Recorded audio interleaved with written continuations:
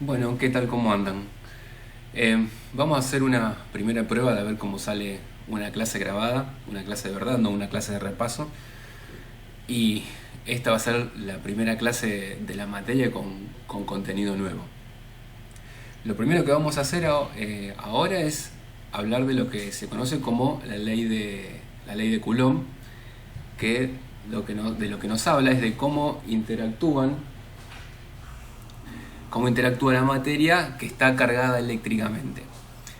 Em, Históricamente, a ver, se sabía de los tiempos de los griegos, como todo siempre se dice que venía de la época de los griegos. Lo que se comprobó es que se pueden generar interacciones entre la materia que no estaban dadas ni podían explicarse a través de interacciones gravitatorias. No tenía nada que ver no estaba relacionado el hecho de la gravedad con estas propiedades que adquiría la materia. ¿Y a qué me refiero con esto? Al experimento simple de frotar dos cosas y que una quede cargada de alguna forma, como se le empezó a decir, como con carga eléctrica.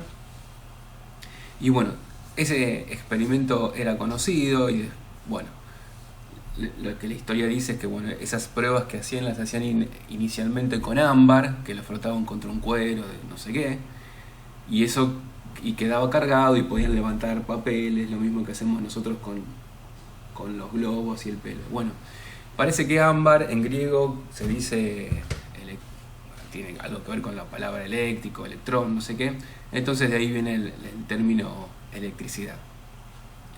Pero bueno, esto es una cuestión histórica que tampoco tiene rigurosidad ni tampoco entra en el examen, así que no se hagan problema. Bueno, lo primero que vieron es que había interacciones que podían ser atractivas o repulsivas.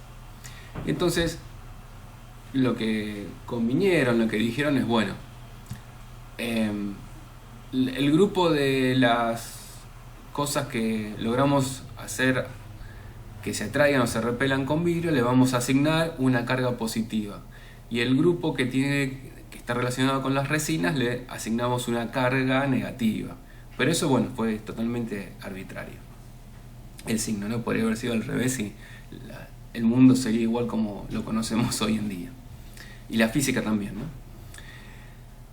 Otra cuestión que se vio en su momento es que existían cuerpos conductores y cuerpos aislantes. Cuando empezaron a ver el tema de las cargas, notaron que en realidad se pensaba que la carga eléctrica era una especie de fluido inicialmente, entonces van a ver que muchos de los términos que vamos a usar nosotros están relacionados con los fluidos. Van a ver que se habla de flujo, de corriente, todo porque cierta semejanza con los fluidos había inicialmente. Bueno, entonces lo primero que vamos a hacer es vamos a estudiar cómo es la interacción entre dos cuerpos electrizados, o sea que de alguna forma adquirieron una propiedad eléctrica y que los vamos a considerar puntuales, o sea, muy chiquitos. ¿Qué significa que los vamos a considerar puntuales? Bueno, claramente sabemos que en la práctica no podemos conseguir que un cuerpo tenga un tamaño puntual, un punto no tiene volumen, pero lo que vamos a pensar es que bueno, el tamaño característico de este cuerpo va a ser mucho menor, muchísimo menor que la distancia que hay entre los cuerpos, ¿no? Es como pensar, queremos ver cómo interactúan dos pelotitas de tenis separadas, qué sé yo, a 3-4 metros. Bien. Entonces, otra cuestión que también se tiene en cuenta es que estas interacciones que vamos a estudiar tienen que estar en el reposo. Lo primero que se vio es que estas interacciones, la fuerza resultante de estas interacciones, siempre está sobre la línea que une, sobre el vector que une a estos dos elementos. A ver, yo voy a ver si saco alguna imagen de acá de internet que tengo guardada. Esta, por ejemplo. Fíjense, en este caso tenemos dos cargas, Q y Q', que aparecen separadas por una distancia d. Acá lo que está graficado es el vector fuerza que está siendo aplicado sobre Q', y lo que se ve es que esta fuerza está sobre la línea que une estas dos cargas, Q y Q'. Bien, esa fue la primera observación. Volvamos a nuestra clase.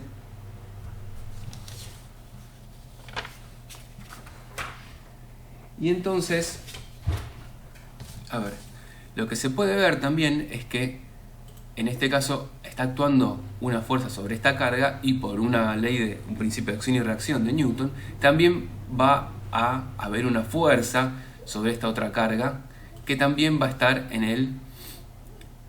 va a ser paralela al vector que une las dos cargas.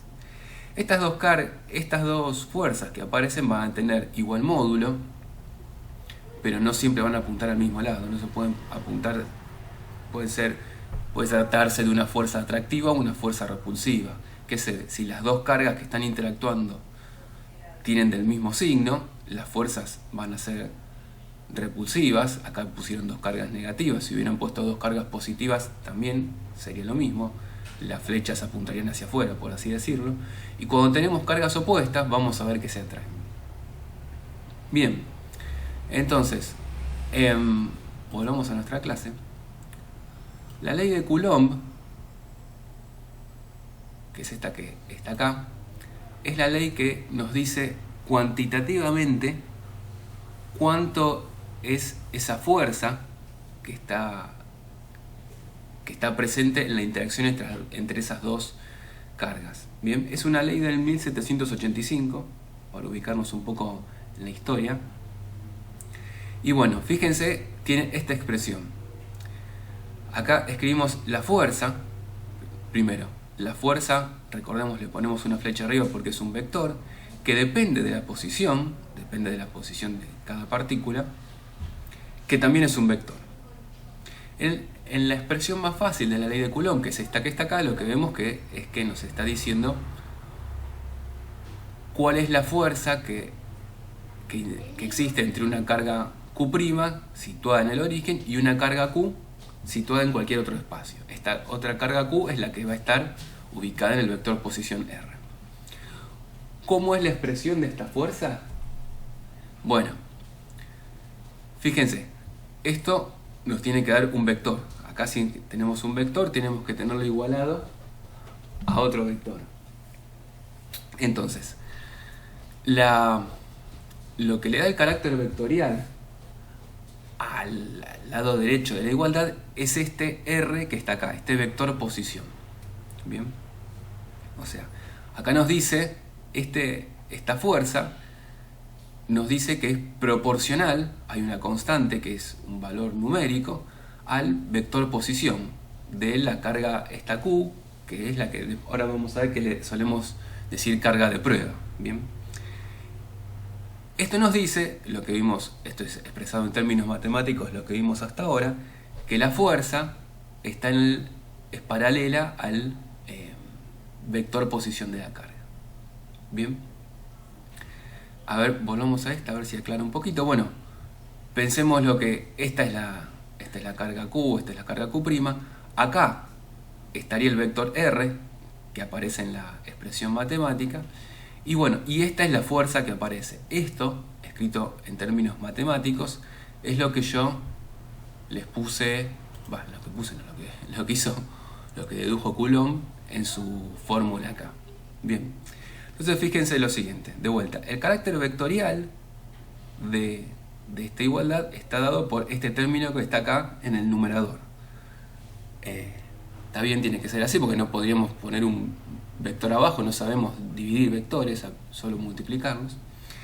¿Y por qué viene dado todo este factor que está acá adelante? Bueno, viene dado por la multiplicación de el valor de las dos cargas, las cargas Q y las cargas Q', dividido todo esto, que es una constante, 4pi sobre epsilon 0, ahora vamos a hablar un poquito de esta constante, y dividido este R a la 3. ¿Qué es este R a la 3? Bueno, es la distancia entre las dos cargas, o sea, el módulo del vector posición al cubo.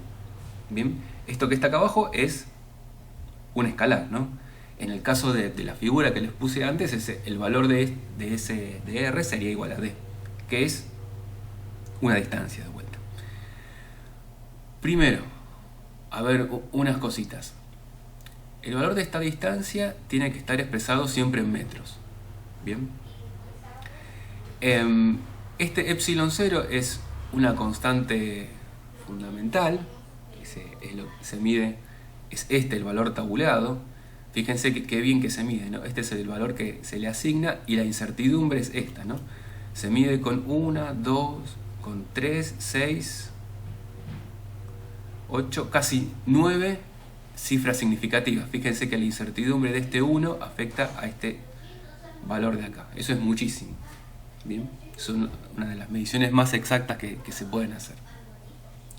Pero de todas formas, para los cálculos que hagamos, este epsilon 0 se puede tomar con este valor y alcanza y sobra. Es más, les diría que con usar un 9 por 10 a la menos 12, después vamos a aclarar qué significa esta f, va a ser suficiente. Después tenemos los valores de las cargas Q. Los valores de las cargas Q, para que funcione bien esta ecuación, tenemos que expresarlos en Coulomb. Bien. Un Coulomb en realidad es una carga muy grande. Lo que vamos a usar, características más o menos en orden de magnitud, es simplemente la carga de un electrón. Fíjense, la carga de un electrón, perdón, ahora no lo tengo acá anotado, es 1,6 por 10 a la menos 19 Coulomb. Piensen en eso, es 0,18 ceros y un 1 Coulomb. Eso es la carga de un electrón. Que bueno, es la menor carga que puede haber. La carga eléctrica, si alguna vez ven cuántica lo van a ver, está cuantizada, no hay un valor menor que se pueda obtener de carga eléctrica que es la carga del electrón. Lo que puede llegar a suceder es que si ustedes ven en algún libro de texto o en algún lado, que esta constante 4pi sobre epsilon 0 viene englobada en una constante k que básicamente 1 sobre 4pi epsilon 0, y que también se la conoce como la constante universal de interacción electrónica. Algunos también llaman a este valor, a este epsilon 0, la permitividad eléctrica del vacío. Nosotros ya lo hablamos con Marcos, la verdad no estamos de acuerdo con esa forma que le dicen. Vamos a ver de dónde viene históricamente esa confusión. Cuando vemos capacitores va a quedar más claro. Si me olvido de decirlo, pregúntenmelo. Pero este epsilon 0 tiene que ver básicamente con cuán fuertes son las interacciones. ¿Bien? Me van a preguntar, ¿y este 4pi acá por qué lo pusieron? ¿Por qué no metieron este valor todo acá dentro del epsilon 0? Bueno, hay una razón.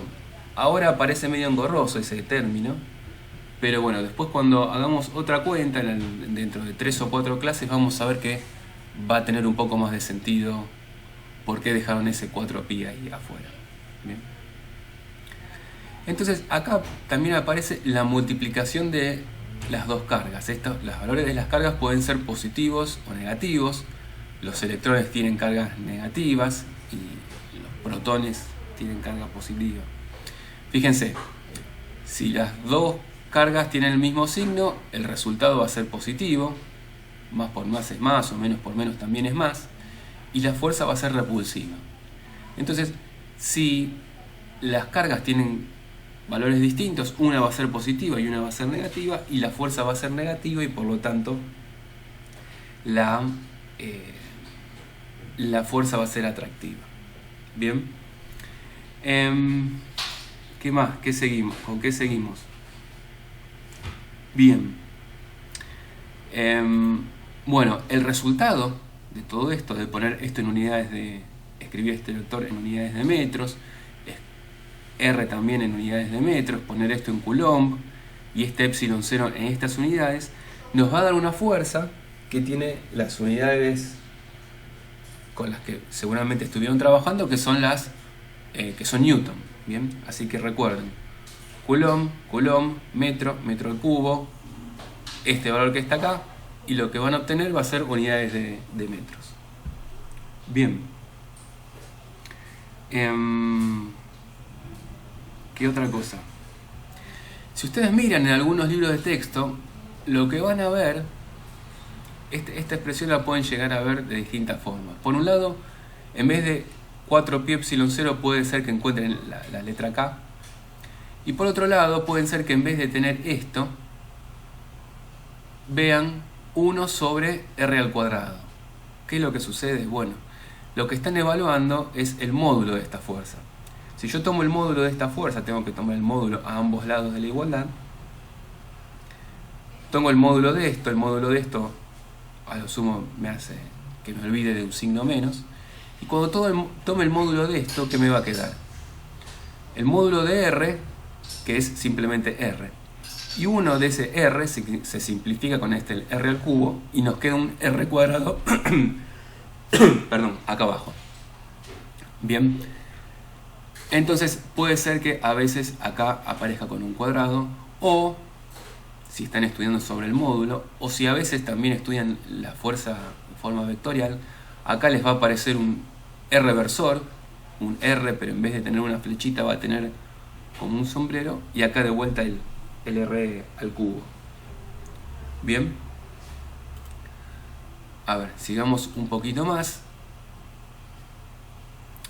Entonces veamos cómo es el módulo de esta fuerza electrostática. Si uno grafica el módulo de esta fuerza en función de la distancia, en función de r, lo que ve es que esta fuerza eléctrica va disminuyendo en forma proporcional a la distancia al cuadrado.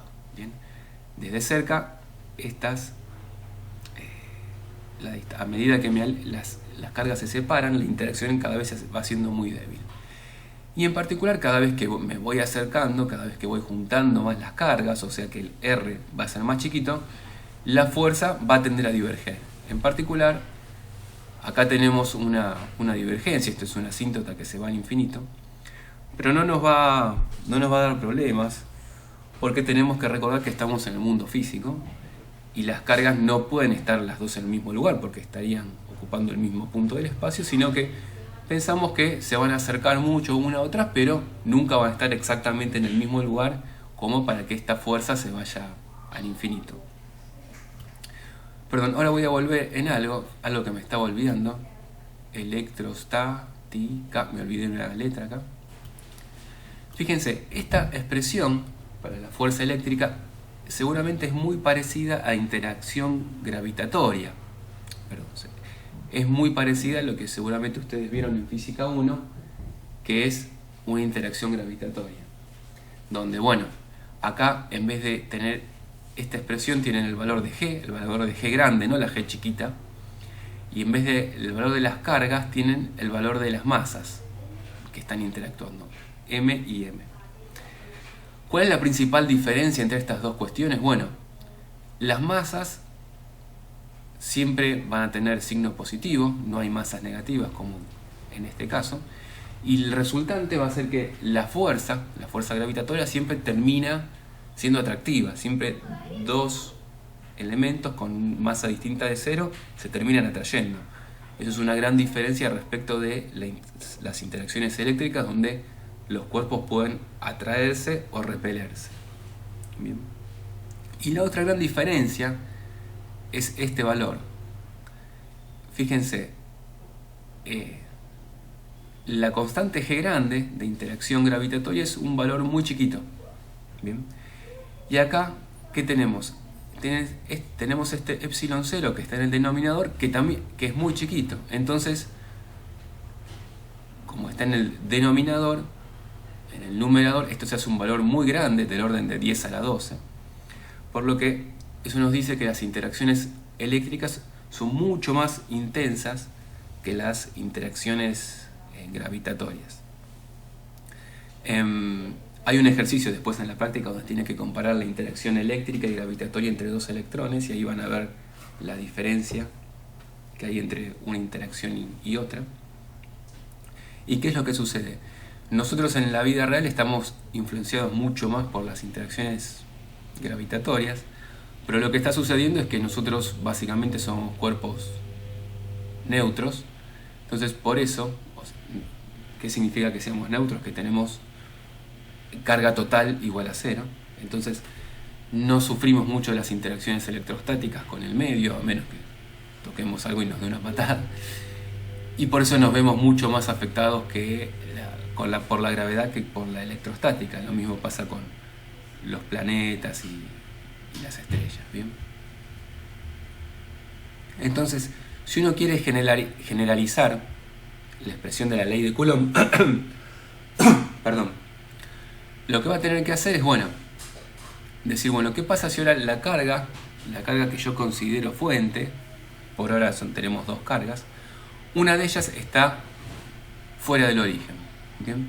Supongamos que la carga Q' ahora no está en el origen, sino que está en la posición R'. Bueno, la fuerza resultante va a estar sobre la dirección del vector que une las dos cargas. Eso está dado por la resta de estos vectores. Recuerden en el repaso vectorial, cuando hacíamos resta de vectores, que el vector resultante va de punta a punta de los vectores, ¿no? de las dos, de R y de R'.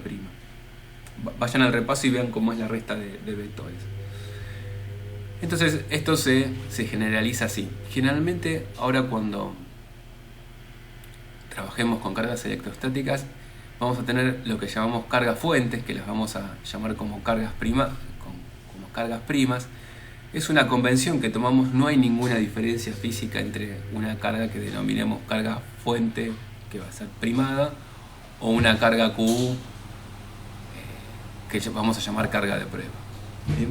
Entonces, la misma ley de arriba, ley de Coulomb, donde la carga Q' estaba en el origen, se generaliza a esta forma si ponemos a la carga Q' fuera del origen.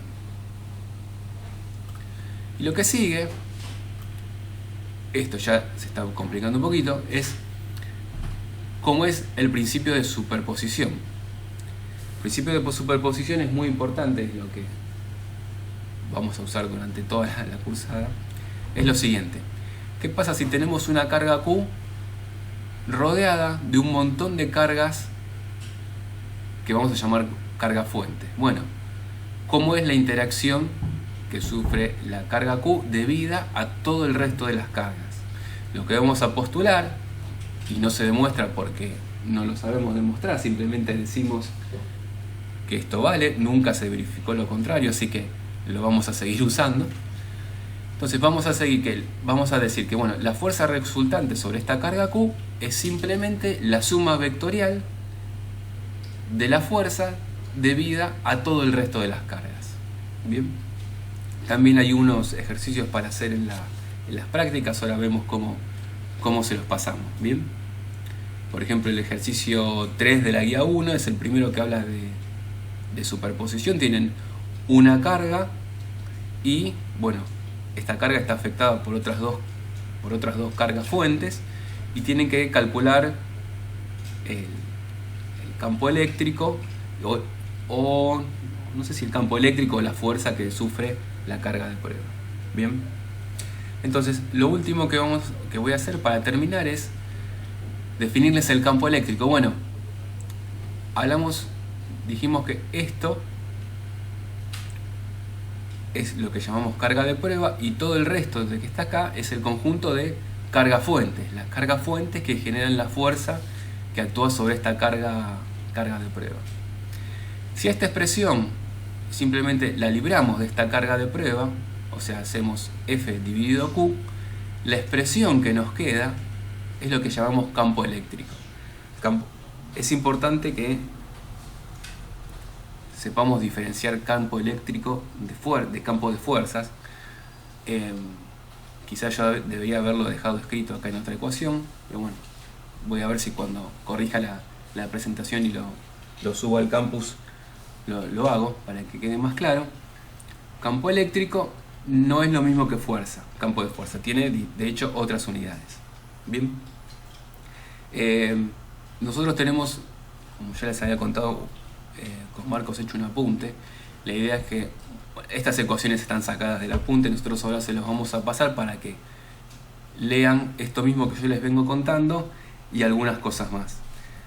Así que bueno, esto es un resumen, si se quiere, de la clase, de la primera clase de la materia.